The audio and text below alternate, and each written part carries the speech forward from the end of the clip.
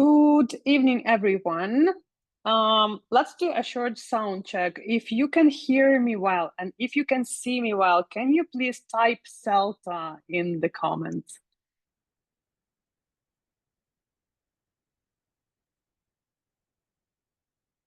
Cool.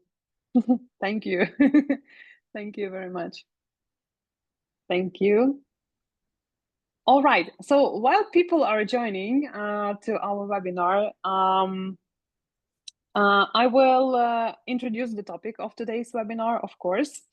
I would like also to know why are you attending this webinar and how many of you have already got their CELTA certificates? Do we have any CELTA certified teachers here?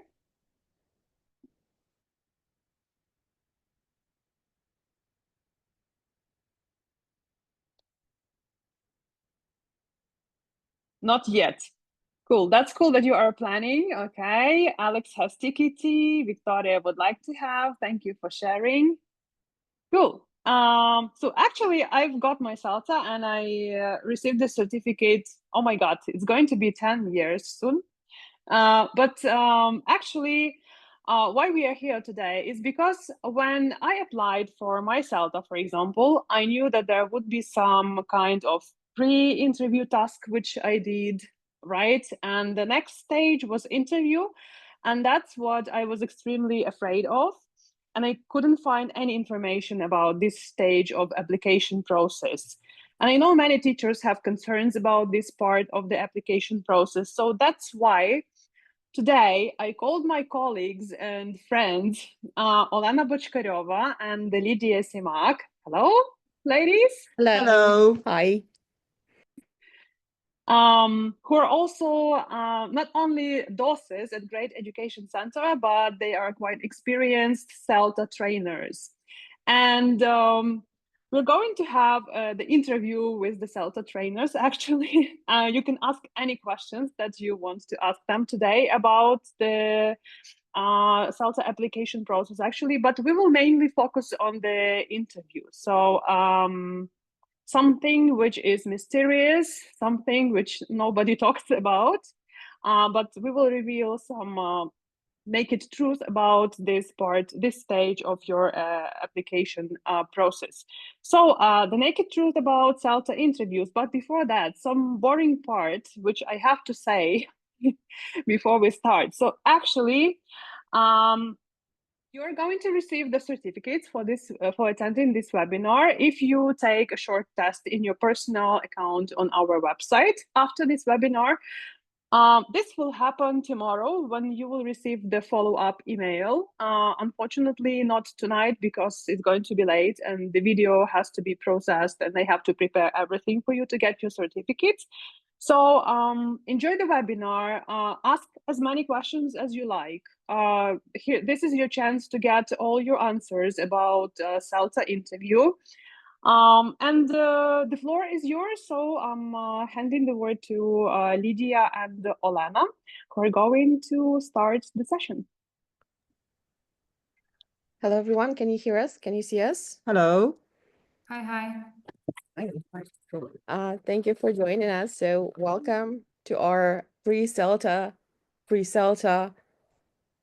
webinar, so pre-interview webinar.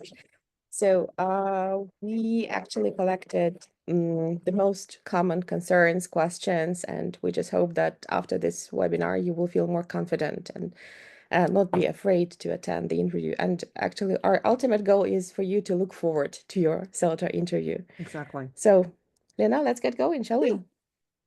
Sure. Right. Okay, so what we're talking about today. So why we run a CELTA interview. We would like to explain why we need to do that. Absolutely. After that, we will tell you briefly about the structure of the CELTA pre-CELTA interview, like what to expect. Next, it could be probably the most interesting task. So the do's and the don'ts before the interview. So we hope you will find them really useful. Right.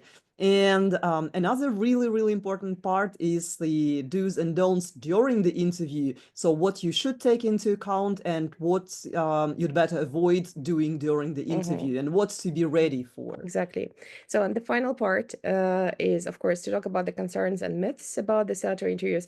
Some of these were concerns and myths that both of us had before our interviews, and some of them are really interesting. Sometimes some of them are a little bit silly, but still, and we know that a lot of teachers share them. So we will talk about all of them. If you, by the way, know any more, you can write in comments, and we will talk about them later. So let's start. So why we run a CELTA interview? So the first and the most obvious reason is we need to check the level of the candidates, because a CELTA certificate, a person who has got CELTA, it means that this is the teacher who literally can teach almost any level of English. And if not any, still the most popular levels, which means that this is the teacher who can teach from A1 to say C1. And of course, if you have to teach higher level of students, you have to be a higher level yourself. This is the most obvious thing that we look at. And if a candidate is not cannot teach because of their level of language, or for example, sometimes we have candidates who are not teachers, who kind of technically have, let's say, B2 or C1 level, but they might have slips from lower levels and so on and so forth. And if we kind of understand that this teacher unfortunately cannot be, say, the model for students, so we will tell you about this, and we'll probably give you some advice on that you need to improve your level. But this is the very first thing that we look at. So just for you to know that when you are talking, this is what the tutor will be listening to. Another very important thing, which is which is also very important, because sometimes we might have a brilliant speaker. It doesn't really matter native or non-native, but this brilliant speaker might have been kind of exposed to the English language in a natural way. Could be a bilingual person, native speaker. They can speak beautifully. They use kind of correct, accurate language. On the other hand, if you ask a person, like if they say something like, I've never been to Spain, if you ask, why do you use have never been in this situation? If they cannot explain that, if they don't understand how the language works, but they use it kind of naturally because of their exposure, experience, and so on, unfortunately, it's very likely that teachers like this, technically these are not teachers if they cannot do that. So it's very likely that people like this might really struggle during the CELTA course. And if during the interview we see that it will be really difficult for them to learn, they cannot actually kind of switch to that teacher's mode because they lack that knowledge. This is also probably something that they might need to brush up, to acquire, maybe study some grammar reference books in order to be able to teach students, because just knowing the language, being able to use it, does make you a good teacher, unfortunately. If you have doubts, think about yourselves as native speakers of Ukrainian, for example. Are you ready to teach Ukrainian to foreigners? I don't think so. For example, I would never, ever, well, do that, because it's actually difficult. And although I speak it like this is my native language, I don't think I can explain anything. Lena, can you? I'm not sure about that. Absolutely. All right. So Lydia has covered like two most important reasons which are connected with the language. Yeah. So the way candidates master the language. I would like to talk about another point, and this point is connected, or reason is connected, with the methodology.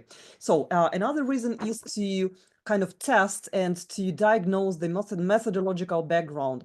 What we mean here is to see what beliefs in teaching candidates have, and how flexible they are, and whether they're able to learn something new, right? So we can demonstrate some new things, and we ask the candidates about their attitude and how they feel about that, if they are ready to test and try something new, yeah, and how flexible they can be, because it's really important that the trainees on the course, of course, there will be new things for them, and it's really important that during this short and quite intensive full-time course, the trainees adopt and learn something new. So they catch new things and they're not afraid of testing them. Because if they are kind of they are kind of reserved to something new, they are unlikely to become good teachers and they are not likely to make the most of the course. So this is another thing that we look at. Apart from that, since our CELTA at the moment is 100% online, it's really important to possess technical skills, to be tech savvy. And a CELTA interview, which is at the moment is conducted online, also tests the technical skills. So the platform that we use for teaching and learning, this is Zoom. And of course, we ask the candidates about their experience, and like we see how confident and how comfortable they are at using Zoom. And also another tool that we use a lot, this is Google Drive for storing all the portfolio, and Google Docs for creating handouts. And we also, during the interview, see and evaluate how candidates are comfortable at using Google Docs, Google Drive, right? And so that's super important for them. Mm-hmm. Yeah, so which means that we look at the language, we look at if a person is kind of capable of teaching the language. So we look at the current person's beliefs and look at their technical skills.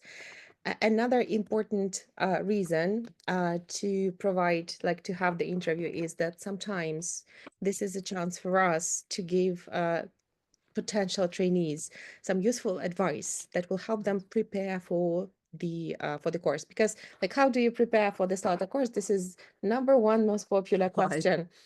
And sometimes the answer would be not to read 25 methodological course books, but to kind of think how you can reduce your workload or have some rest, or maybe brush up some topics, or maybe find some students of lower levels if you haven't taught them, or higher levels if you haven't taught them. So it's very important just when you have the interview, especially like this is what we do at Great Education Center, because we have our standard that we kind of try to meet. So if a candidate needs some advice, we will give those advice just for you, those pieces of advice. Right. So and then I think we can move on. Yeah, sure. Right. Okay. So let's have a look at what basically happens during the interview. So for you to know and for you to calculate your time, so we just the interview takes up to 1 hour, so that we can discuss a lot of things. And yeah, that's for you to know how long it is. Well, first of all, we talk about the teacher's profile, and here we mean that we ask about experience, like how long you have been teaching English, and then we ask about what kind of learners you teach. I mean, age groups, whether they are kids, teenagers, or adults.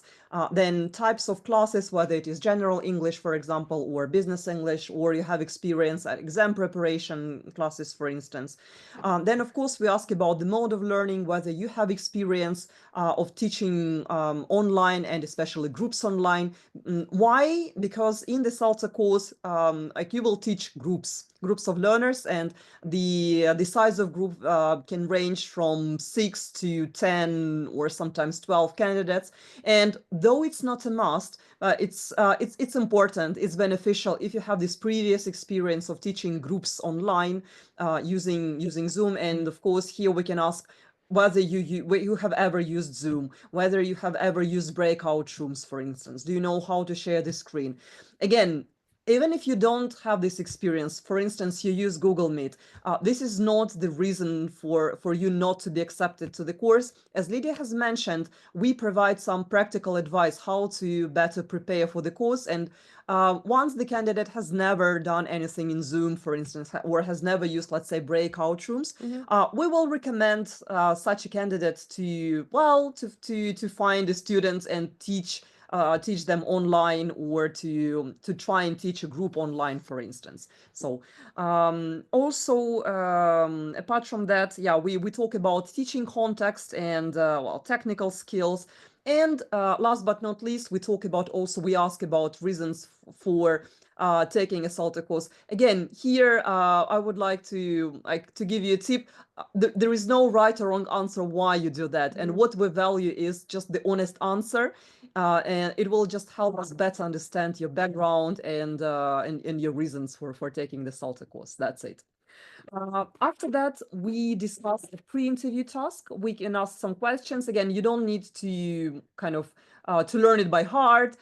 So here we can ask some questions if we have some doubts, or if we want to clarify, or we want to kind of have a better understanding how you understand the task and how much you know about certain topic. And of course, there will be Q&A section, and you are welcome to ask any questions. And for instance, very often one of the most popular questions that the candidates ask, for instance, what is a CELTA day like? So like for them to have a better understanding of the schedule when they have teaching practice, or do I need to take a final test, for instance, or like do you assign all the written assignments at once? So, or for instance, how much should I spend on the designing a lesson plan, for instance, or how much time should I allocate on a daily basis and stuff like that? Is there an exam at CELTA? Yeah, This is absolutely the right. hope, yeah. Yeah. The spoiler is there is no exam. All right. All right.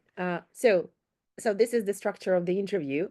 And now we're going to move to that juicy part, like do's and don'ts. First, we will talk about what you should do, we recommend doing, and not recommend doing before the interview when you are preparing. And the first thing that we would like to mention is you have to have some time to calmly and to actually complete the pre-interview task and not be disturbed. You need time to think. This is not a test. You're not kind of timed. You don't have to do it in 1 hour, 90 minutes. You can do it when you have time, but you need to have normal, good conditions for that. And this is not a test, which means that you don't have to write everything from memory. You can consult. We actually welcome that. We recommend using some reference books, dictionaries if you're not sure. So yes, just if you decide to try, give yourself good conditions for that.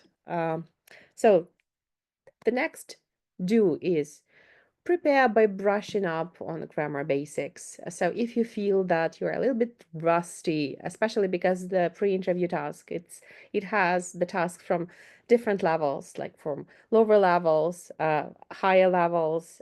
So if you feel that you have forgotten something, so why don't you brush it up? Like you take the grammar reference book and read about it. If, for example, in your pre-interview task, there is, I don't know, a task on, I don't know, causative or something. If you Right. forgot about it, why you can just brush it up. So It's not cheating. it's not Absolutely. cheating at all, because when you prepare for lessons, you do the same.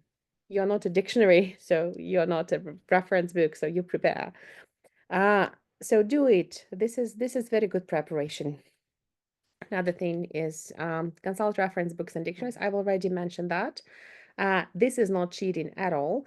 By the way, you might be surprised, because there might be some words, especially like one of the most common problems, and this is what happened to us, because we have been taught by non-native speakers, which is perfectly fine, no problem.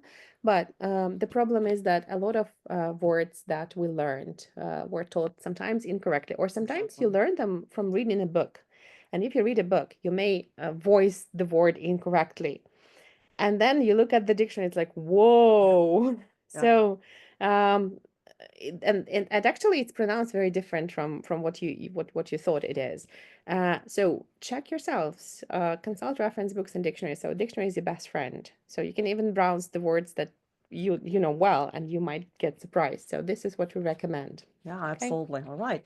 Good. So, and another important thing, because in the pre-interview task, sometimes you need to write about like to write some of your teaching ideas or explain certain things, and it's really important to write what you really know, what you really believe.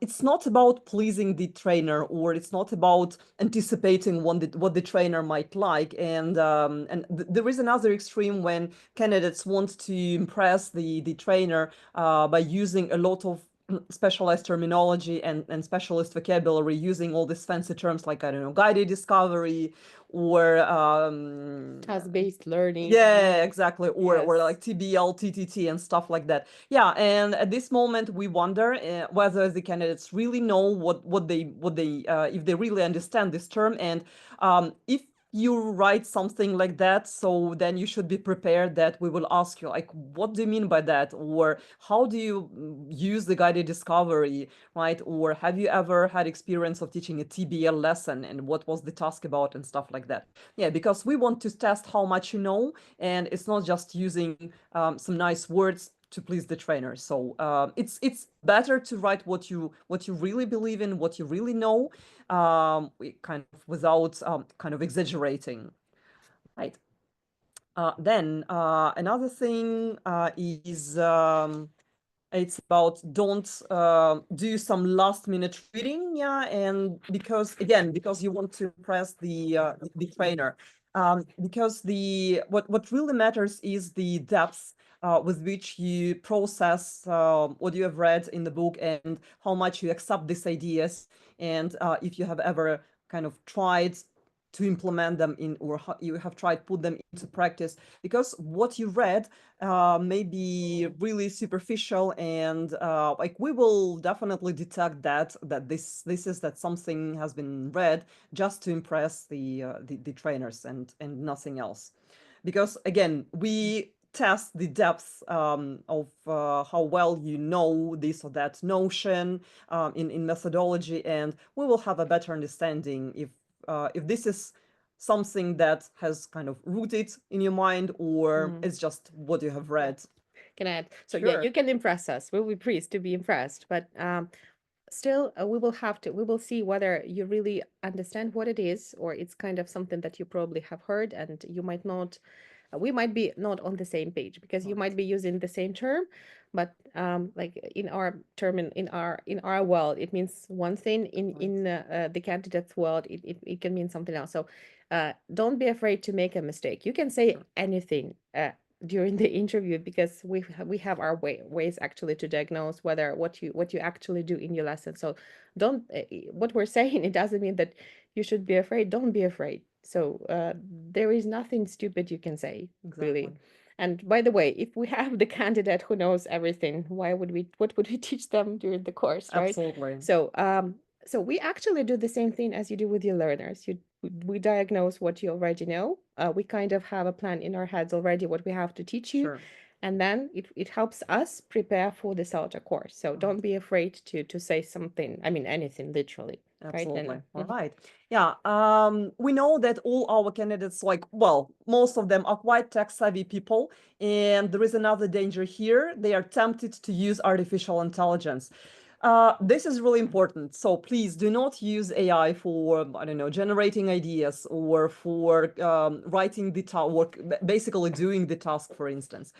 Why so? First of all, we should like share our little secret that all the pre-interview tasks that are submitted are checked using special AI detecting software. That is what we do in the first place. And apart from that, we know how to detect whether this piece of writing was written by a human or it has been generated by AI. So there are some signs, and there are some criteria that help us do that. So again, the reason is that, well, sometimes when we detect, I ask the candidates why you did that, and the answer is, well, I didn't know the correct answer, and I wanted it to be done perfectly, and basically that was the reason. Again, we want to hear, we want to see, and we want to hear in the interview what you know, and what you really believe in, like your teaching beliefs and your actual knowledge of the language, your language awareness, so that we have a better understanding what kind of candidate we have in front of us, and how we can better help you, how we can better prepare you for the course, and how to help you in the course. Because we will leave during the interview, we leave some notes, we take some notes, and we leave them to the course trainers, and they are better prepared, and they know how to help you. So that's the most Yeah. important thing. Yeah, so using AI is actually why it is not a very good idea. So imagine that you're visiting a doctor and you hide all the symptoms of any disease that you have. Right. And it's very difficult to diagnose your needs. The same here. So if you use AI, like this is a good tool for some things. This is not a very good tool for a pre-interview task because I can tell you another secret. Lena actually mentioned that we check the pre-interview tasks using different AI detecting tools. I can tell another thing because Lena and I have seen hundreds and hundreds and hundreds of the pre-interview tasks, and Right. suddenly after AI launched, everything looks very similar. People Exactly. have the same ideas, and it's like, whoa, you see? So candidates don't really understand. They don't kind of realize that they have seen the pre-interview task for the first time. This is the first experience for them. This is a hundredth experience for Lena. Absolutely. And if you start reading the essay, like there is a little essay, and you kind of understand from the first couple of sentences what the rest will be about. Don't do it. So it's better to write something imperfect. There are no silly ideas. There are no stupid things that you can say. Just remember that this is not an exam. This is like that very good diagnostics to really help you during the course. So it's better for you not to use AI because when you use it, it just takes more time, because you look like an onion and we have to remove those layers to really find the core. We will do it. We will not offend you. We will not kind of humiliate you or say, aha, you used AI. Sure, no. But you should know that we know. Yeah, absolutely, absolutely. Yeah, and last but not least, very practical tip for you. It's just get a good night's sleep. So eat well, have some rest, take some rest. Yeah, and so that you are fresh and you are full of energy during the interview because, well, that's quite a stressful experience. And lots of candidates say, "Oh, I'm really nervous. I don't know what I'm saying." No, just to keep your nerves under control. Right, take some rest, yes, and stay fresh during the interview. Yeah. So if you have a choice between reading a methodology Sure. book and, doing something good, having some rest, choose the rest. Absolutely. So don't worry, you will have more than enough reading during the course. You don't have to suffer before that. So, and we want the interview to be actually comfortable, a good experience for you, not something, tough or whatever. So we want you to feel good. And Absolutely. so the first step is for you to prepare, really have a good night's sleep, really eat well, take care of yourself. Absolutely. Okay, moving Right, on. yeah. Yes. Right. So we have more do's and don'ts. So this is not the whole list. So the next thing we wanted to mention is don't be afraid to tell the truth. Really. So if you haven't taught certain levels of students, that's okay. If you don't know something, for example, we can ask you a question and you feel that you don't remember or don't know, it's okay to tell. We know that you're not encyclopedia, you're not artificial intelligence, you're not a book. It's perfectly fine. Don't be afraid that you don't remember something or don't know something. Tell the truth. If you tell the truth, again, remember, we are here not to choose the best candidate, not to find a perfect candidate. We're here to look at a real person, a teacher with their character, like their beliefs, their own experience, which is precious because everything that we have done in our lives, like Lena and I, it's been very helpful and useful in our teaching. And everything that you have, all the experience that you have or don't have, it's perfectly fine. So don't be afraid to tell the truth. So the tutor, during the interview, during the course, it's your friend, and this is the person to help you, not the person to, I don't know, um, to nag you or something. So telling the truth is wonderful because if you tell the truth, this is the best way for us to decide how to help you. I mean, don't be afraid to do that. So just, and I mean it. So telling the truth is perfectly fine. Next, don't use someone else's ideas. I mean, if you, for example, in the pre-interview task, you sometimes have to explain how you would teach some grammar or vocabulary. Uh, it's better for you to write what you would do, even if, like, you see, okay, I would translate these words for my students, and it feels like, probably the tutors will not be impressed. it's okay, right? You would translate, no problem. It means that we will teach you to do it in a different way. Because if you, for example, go to a colleague who has taken the CELTA course and, they know something different, they might tell you how they would do it and you can write that down. We would still see that you don't really use it in your teaching. And we will understand that this is not the way you do it every day. It will just take us some time to do it. So again, do what you do in class, even though you feel that probably this is not super impressive. Okay, no problem. It means that we can impress you during the course to show you some techniques. This is actually cool. So again, don't be afraid to tell the truth. Don't be afraid to write what you think, what you know, what you use, what you do in class. Because we're going to teach you during the course, not the colleague, not the chat GPT or something. You don't have to, what we're trying to say, you don't have to look better than you really are, because you are already precious and good and enough the way you are. If you're accepted on the course, it means that you're good and enough, and we will teach you and hopefully make you even a better teacher. Sure. Yeah, so you are valuable. And something very important that you need to know, we never, ever, I'll say it again, we never, ever compare any candidates or any course trainees, ever. We compare you to you. We see what progress you have made. So that's why don't be afraid that you look worse or you sound worse than someone else. You have your own way, and we will never, ever compare you.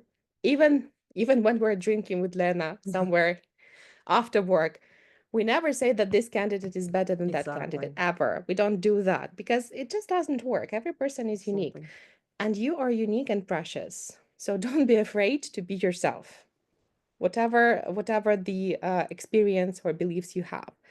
No problem. Right. One more belief. Sorry, one more do. Be specific.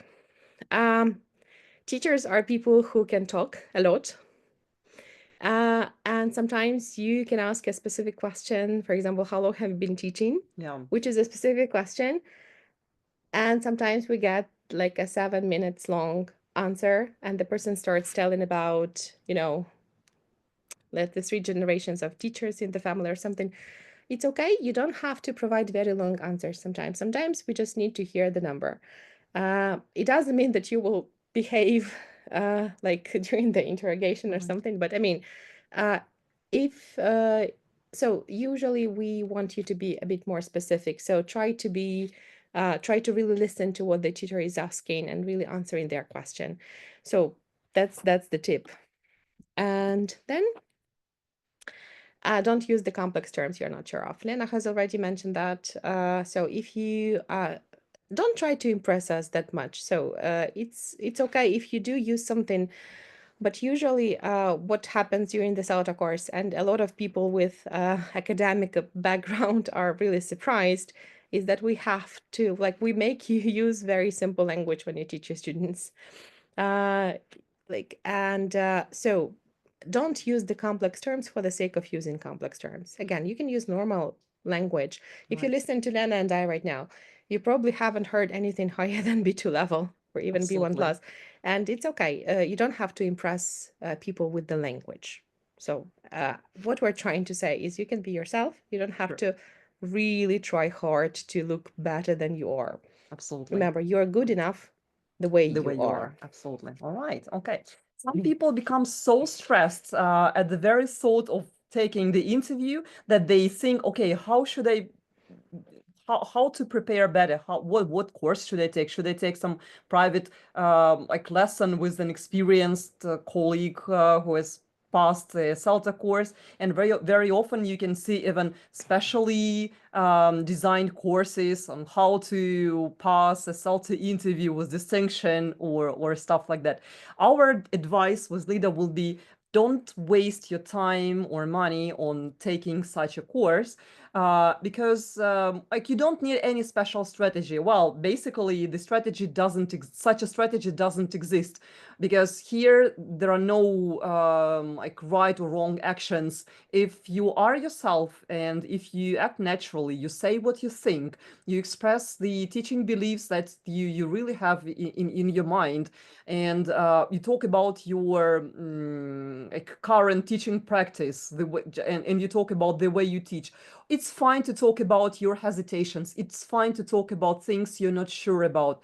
It's fine to say, I have never heard what a CCQ is. That's totally fine. Yeah, we will teach you. You will learn.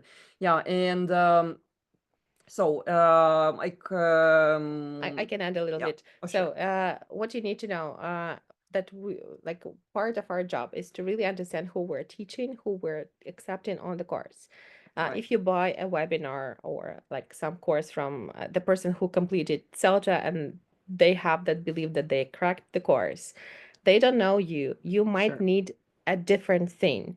For example, they might feed you with some methodological terms or something, and instead of this, you need, for example, to brush up your language or to brush up remember the knowledge of some grammar and so on. Exactly. So if they diagnose you and they find out your needs and then they sell you something, probably it could be a good course, but I haven't heard of this yet.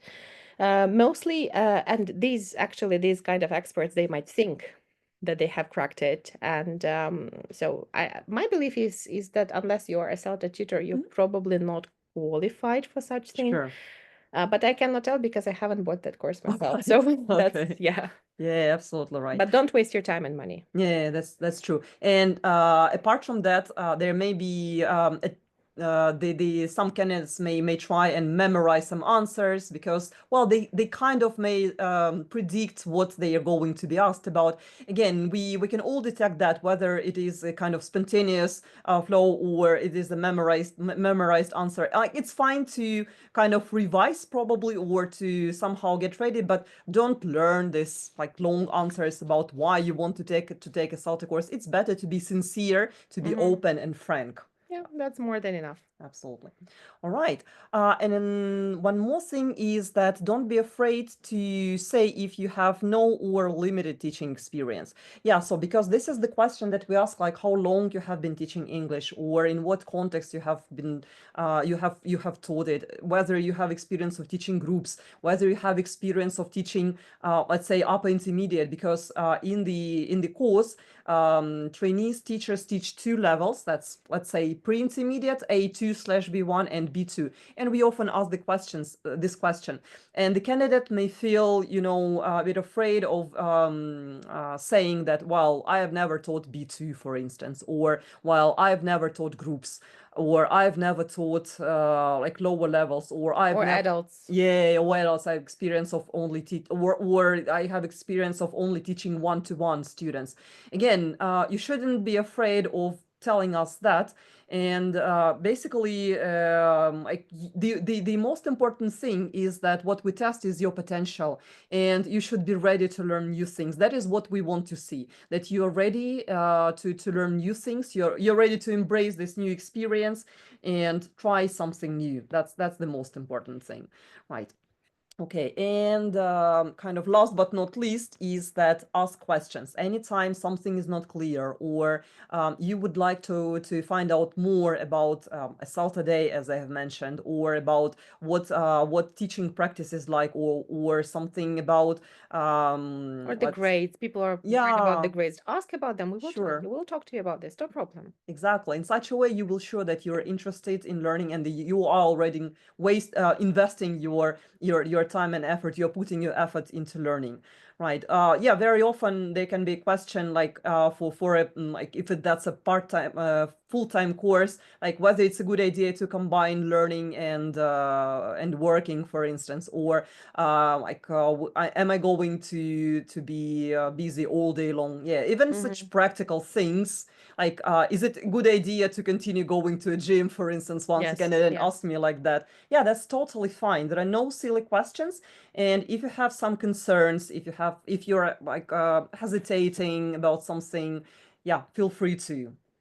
Yeah, so don't be afraid. So there are no silly questions at all. Absolutely. So yeah. Okay, so actually, these are the do's and don'ts we wanted to share with you.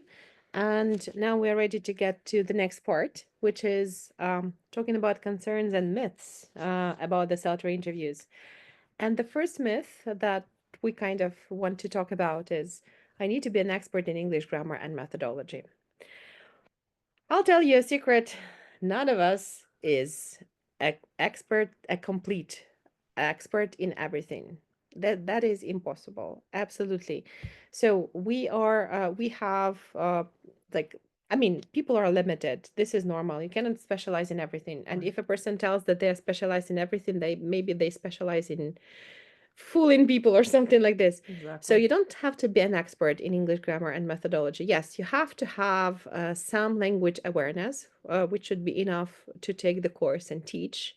If there is no language awareness, probably you're not ready for the course, and we will tell you about this, and we will like kind of give you some tips. You don't have to be an expert in methodology because actually one of my favorite books is called 30 Methods of English by Scott Thornberry, and he only talks about 30 most important. So we're not you cannot be expert in everything, in all kinds of methodologies that have been kind of developed by humanity. Right. That's Absolutely. impossible. You may be very well experienced, you may be a fresh teacher, so this is not how expert you are. This is how ready you are to learn. This is Exactly. what we diagnose. So don't be afraid if you're not an expert in methodology. So you need to have basic understanding how things work. If we feel that there is a ground, that soil, that where we can grow an expert on, so we will accept you. Right? So Absolutely. that's what you need to know. Absolutely. Another very, very common myth, that we might have is that I've never taught before, like zero teaching experience. Is CELTA a right course for me? By the way, for those who are present here, can you please type in the chat if we have here any participants who have zero teaching experience and they have never taught before? Just put the plus. Just, in the Yes, chat, in the just chat. for us to know. We'll wait That's for 5 seconds. Yes, yeah. and just to find out. Okay. No responses yet, so 3 more seconds for you. All right. So all right. probably everybody Okay. has some experience, All right, right. Lena? Okay. Mhm. Yeah, but anyways, so the answer to this concern is basically yes. Even if if the candidate has zero teaching experience, they can be accepted to the course, and that's quite a common situation, especially due to the current situation in Ukraine, when people had to leave the country. And for example, in the recent course, there was a course participant who she's a lawyer, and she has zero teaching experience, but currently she is living in Great Britain, and she has no way to find the work to find a job as a lawyer. And that is why, since she's good at English and she has C1 level, she has decided to change her career path and to become a language teacher. And that's why basically she took a CELTA course and she successfully passed it, and now she's working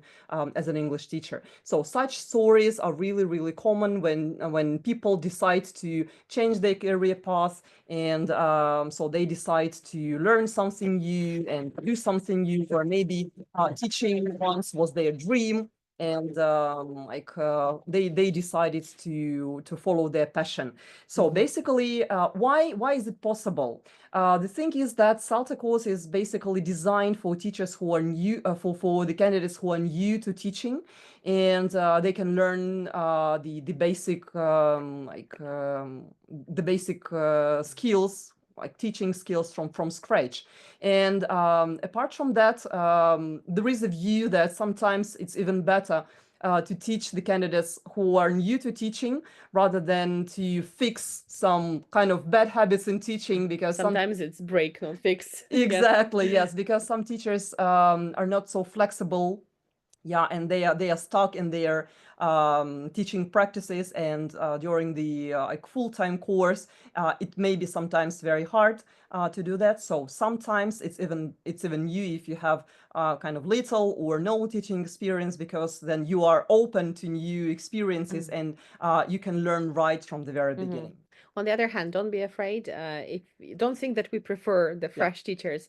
When I took my CELTA, I had been teaching for 13 years. Lena, Right. how Me long have too. you been? 14. 14. Yeah. Like my fear was that I might not change because Exactly. I was too fossilized. So I did.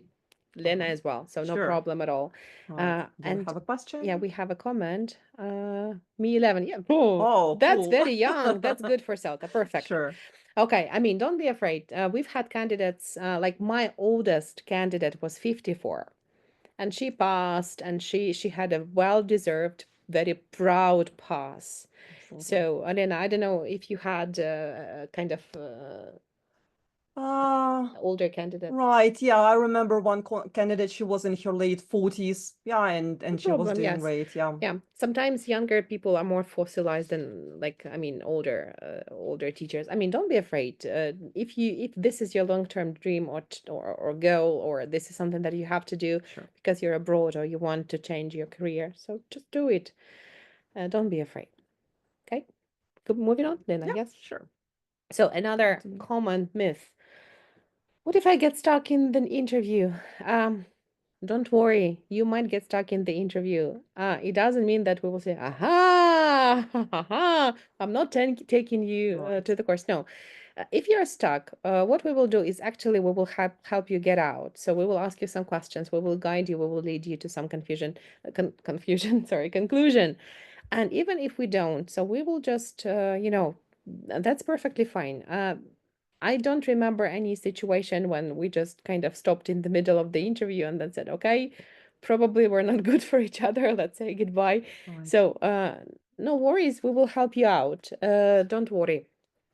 Remember, this is not a pass or a fail exam. Uh, there are some right or wrong answers when we talk about, for example, some grammar or vocabulary, but there are no right or wrong answers about your current beliefs. So we're looking for potential, not perfection. Yeah, absolutely. That's it. All right. Yes. Yep. Okay. Yeah. Another myth, yeah, we have already partially touched it, is that like sometimes the reason for why people even do not dare take apply for a CELTA and take like pre-CELTA interview is they fear that, well, I am too young for this course or I'm too old for this course. Again, this shouldn't be the reason for why you shouldn't apply and try taking a CELTA interview. So the CELTA class, we have already mentioned that CELTA is open for people of all ages. Yeah, so I would say that the minimum age is 18. Yeah, but I would say 20 is a little 20, yeah. better because 18, an 18-year-old teacher probably will feel insecure Yeah, teaching adults. right. But 20, yes, we've had really bright 20-year-olds. Yeah, absolutely right. So I would say, yeah, 18, like the teacher is not that mature, right? And like the course may be a bit overwhelming. Yeah, but like starting from 20 is perfect. And like it has no limits in the age, since the candidate is able to meet the deadlines and to process like a lot of information. Yeah, and embrace new experiences and try some new teaching practices. So that's the most important thing. Absolutely. Right. And again, as Lida has mentioned already, we do not judge candidates against each other, so we do not compare them, and we compare only their own progress. I don't know, it's in our human nature to compare ourselves to our group mates and say, oh, she is younger and that's why she thinks better, or she can process, she can learn faster. Well, no, you're making your progress and that's totally fine. So just it's a good idea to compare yourself with the beginning of your journey and see how well and how much you have learned. Basically, yes, the trainers mentioned this.